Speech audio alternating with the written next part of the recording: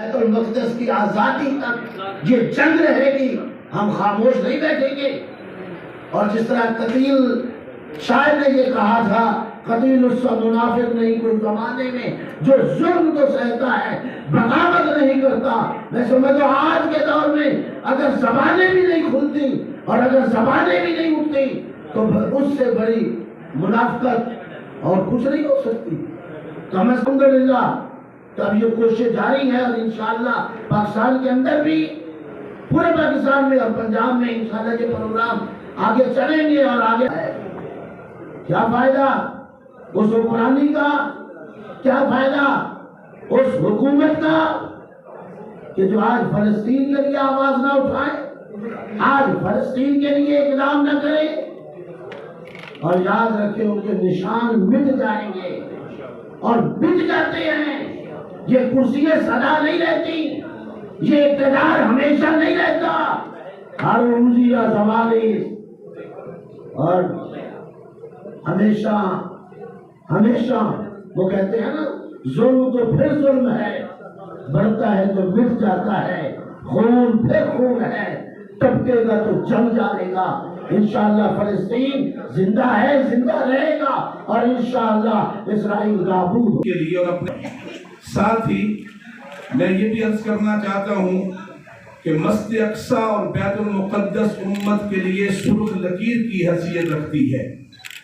اگر خدائیل اپنے مضمون مقاصد میں آگے بڑھتا ہے تو گویا امت مسلمہ کے وجود کو خطرہ لاحق ہوگا۔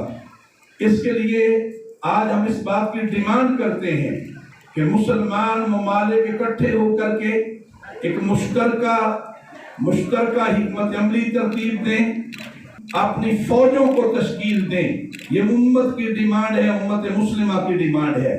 میں آج کے دن کے موقع پہ اپنے تمام میزبان حضرات کا شکریہ ادا کرتا ہوں۔ پاکستان کے نائب امیر اور پاکستان بھر میں اتحاد امت کی علامت، اور پارلیمنٹ کے اندر ہمیشہ ختم نبوت کے لیے، امت کے لیے کہ وہ خطاب بھی فرمائیں، رہنمائی بھی کریں، اور آئندہ کے لاہ عمل کے حوالے بھی سے بھی کی بے حرمتی کو مستقل بنیادوں پر روکنے کے لیے ٹھوس عملی اقدامات کریں۔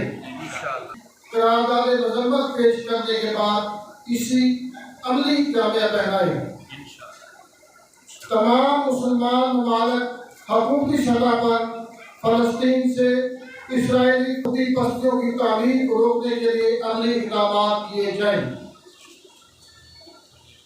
فلسطینی مسلمانوں پر مظالم کے خلاف احتجاجاً اسرائیلی مصنوعات کو حکومتی سطح پر بائیکاٹ کیا جائے۔ اسی طرح میں توقع رکھتا ہوں کہ پریس کلب میں جس کانفرنس کا، سیمینار کا اور جس ایونٹ کا اہتمام کیا جا رہا ہے، انشاءاللہ شفیق بابا صاحب، آپ دیکھتے ہیں کہ پشاور آباد میں اور پوری دنیا میں پاکستان کا سر فخر سے بلند کیا۔ یہ پنجاب کا حق ہے، لاہور کا حق ہے، یہ تمام علماء اور مشائخ کی ذمہ داری ہے، اور ممبروں میں آپ کرنے والے فلسطینیوں پر ظلم کی انتہا کر دی، قربانیاں دی، لیکن وہ ہاتھ میں پتھر اٹھا کے یہودیوں پہ برسا رہے، اور یہ ایک طویل مدت سے کھیل جاری ہے۔ امریکہ اور یورپ جنہیں شرم آنی چاہیے، اور اسی طرح یہ ایک معمول ہے کہ جب فلسطینی تھوڑے سے مستحکم ہونے لگتے ہیں، اسرائیل امریکہ کی آشیرواد کے ساتھ فلسطینیوں پر حملہ آور ہوتا ہے۔ اسی طرح جب فلسطینی مضبوطی سے اکٹھے ہوتے ہیں تو پھر حملہ ہوتا ہے، اور بے شمار لوگوں کو شہید کر کے، اور بہنیں، بیٹیاں، بچے، نوجوان اپنی ہر طرح کی قربانی کے ساتھ ڈٹ جاتے ہیں۔ اور پوری دنیا میں بھارت کا چہرہ بے نقاب ہوتا ہے تو افغانستان۔ اس حوالے سے قائد اعظم علیہ رحمہ علامہ اقبال رحمۃ اللہ علیہ اور مولانا سید ابو الاعلیٰ مودودی رحمۃ اللہ علیہ اس وقت بھی کشمیر کے مسئلے پر، افغانستان کے مسئلے پر اور فلسطین کی آزادی کے مسئلے پر امریکہ، یورپ اور صہیونیت کے یہ کشمیر کا مسئلہ ہو، افغانستان کا مسئلہ ہو، یہ فلسطین ہو، جب تک یہ مسائل حل نہیں ہوتے اس کے نتیجے میں ایران کو بھی تنگ کیا جائے گا، شیعہ سنی فساد بھی کھڑا کیا جائے گا، شام کو، یمن کو بھی برباد کیا جائے گا اور لیبیا کو بھی تحقیق کیا جائے گا اور عراق کے لیے بھی مسلسل مسائل پیدا کیے جائیں۔ اسلام کے خلاف ایک ہی ایجنڈا ہے اور اس کے مقابل میں عالم اسلام کو متحد ہونا چاہیے۔ محض اتنی بات نہیں ہے، آج پاکستان میں ہماری نظریاتی بنیادوں کو کمزور کرنے کے لیے قادیانیت کی سرپرستی کی جائے، ہماری پارلیمنٹ کے حقیقت میں ہماری ایسی بنیادی مسائل ہیں کہ ہمیں کشمیر اس کی خصوصیت جو ہے خاص طور پر یہ ہمارے فلسطینی بھائیوں کے حوالے سے مذمتی قرارداد کے حوالے سے منعقد کی گئی ہے۔ میں اس پر جو انتظامیہ ہے ان کو بھی بارے بات پیش کرتا ہوں۔ میں یہ سمجھتا ہوں کہ دنیا میں 1.76 کروڑ مسلمان ہیں اور اگر ہم نے یکجہتی ہو، ہم ایک ہو، ہماری سوچ ایک ہو، مسلک ایک ہو، اور وہ ہے سب سے پہلے مسلمان ہیں، جس طرح بھی ہم چل پڑے اس کو بہا کے لے جائیں، چاہے وہ اسرائیل ہو یا ہندوستان ہو یا اور جو اسلام دشمن طاقتیں ہیں۔ ایک بات کہوں گا، اللہ تبارک و تعالیٰ کا شکر ہے کہ تو کئی مرتبہ ایسا ہوا، ایک مرتبہ جا کے مٹھائی پہنچا دیتے ہیں، تو یہ حضرت کی اعلیٰ ظرفی ہے، تو میں ان کو خراج تحسین پیش کرتا ہوں۔ اللہ تبارک و تعالیٰ اس ادارے کو قائم دائم والی زندگی گزارے اور شہادت کی موت مرے۔ تو ہم وہ قوم ہیں جنہیں نہ مغلوب کیا جا سکتا اور نہ جنہیں قیدی بنایا جا سکتا، محکوم کیا جا سکتا۔ تو یہ جو کانفرنسز ہوتی ہیں، جلسے جلوس ہوتے ہیں، یہ صرف ایک یاد دہانی اور خون کو گرم رکھنے کا بہانہ ہے۔ جھپٹنا، پلٹنا، پلٹ کر جھپٹنا، لہو گرم رکھنے کا ہے ایک بہانہ۔ یہودیوں نے جتنا مطلب کتنی جس طرح بھی بتا رہے تھے، جو ایک رسول صاحب 7.5 لاکھ ان کی آبادی تھی، جس طرح یہ لوگ آئے، مگر 6% پہ 40 سے 50 لاکھ یہودی ہیں، اور جس میں 70% جو ہیں ڈوئل نیشنلز ہیں، یہ بھاگ جاتے ہیں۔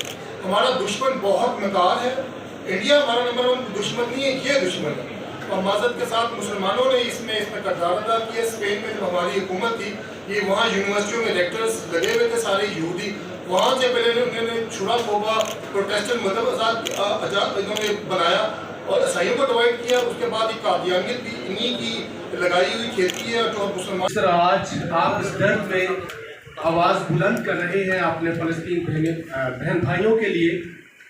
شہید ہونے والے صرف مسلم بہن بھائی نہیں ہیں، بلکہ وہاں پر مسیحی آبادی بھی ہے، وہ بھی اسرائیل کا نشانہ بن رہے ہیں۔ پہلا خودکش حملہ رہنما بھی سنے، میری اجڑی ہوئی داستاں بھی سنے، جو مجھے ملک دے ہی نہیں، ساری دنیا کے وہ حکمراں بھی سنے، ساری دنیا کے وہ حکمراں بھی سنے، صرف لاشیں ہی لاش نہ غمگین ہوں۔ ہم خود عمل کرتے ہیں کہ صرف اس انتظار میں ہوتے ہیں کہ صبح ہمارا CD 42 پہ 42 آ جائے گا اور ہم نے یہ پروگرام کرا دیا۔ یقیناً محبت کی علامت ہے، کام یہی ہے جو انبیاء نے کیا وہی علماء کر رہے ہیں۔ ہماری ذمہ داری اس حد تک ہے، رسول پاک کو بھی اللہ نے حکم دیا تھا وما علینا الا البلاغ، میرے لیے حکم ہے کہ تم پہنچا دو، باقی سارے کام اللہ نے خود۔ یہاں پر ذکر ہو رہا تھا ایران، میں حیران ہوں اس بات کا، یہ بات میں منصورہ میں 10 مرتبہ کہہ چکا ہوں، عرض کر چکا ہوں۔ اللہ اکبر کا معنی ہی سپر طاقت ہے۔ کیا ہم اللہ کو اکبر سمجھتے ہیں؟ کو کیوں کہتے ہیں؟ سپر طاقت امریکہ کو کیوں کہتے ہیں؟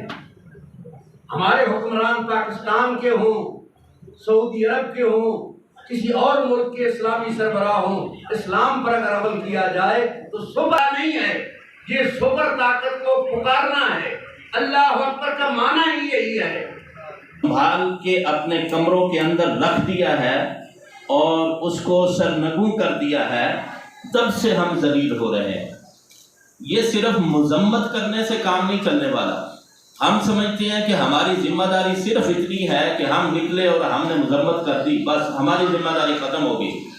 بلکہ اصحاب القریہ کے واقعہ کو دیکھیں تو سب سے پہلے ان لوگوں پر عذاب آیا تھا جو خود تو نیک تھے اور دوسروں کو برائی سے منع نہیں کرتے تھے، جو جہاد کا علم بلند نہیں کرتے تھے۔ اسلام کو سربلندی جو ہے وہ جہاد سے ملتی ہے۔ جب سے ہم دفاعی پوزیشن میں آ گئے ہیں تو کہ ہمیں جہاد کرنا چاہیے، اندرونی بھی کرنا چاہیے اور بیرونی بھی کرنا چاہیے۔ قادیانی آپ کے آج قادیانی ایمان کا اہم جز ختم نبوت ہے، اور چاہتا ہوں کہ وہ 1,24,000 انبیاء کرام کا کعبہ اور مرکز ہے۔ المقدس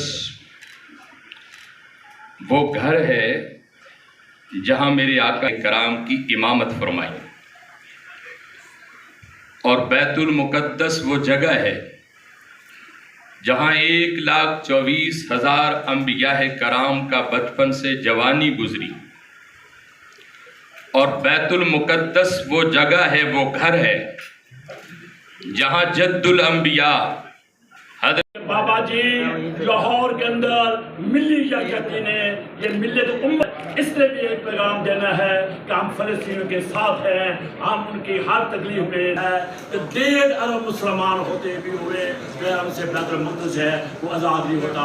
لیکن میں ان ملکوں کو جو آج فلسطین کے ساتھ ہیں، بالخصوص ترکی، ایران، جن کے حزب اللہ اور حماس اپنے فلسطینیوں کی آزادی کی جدوجہد، جو آج جن کو ٹس کی مس نہیں ہوتی اور خاموش بیٹھے ہوئے ہیں اور اپنے محلات میں عیاشی کر رہے ہیں، ان کو چاہیے کہ یہ پاکستانی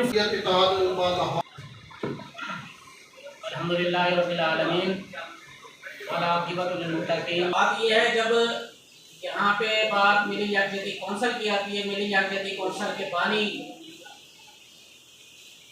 قائد ملت مجاہد اسلام محترم جناب قاضی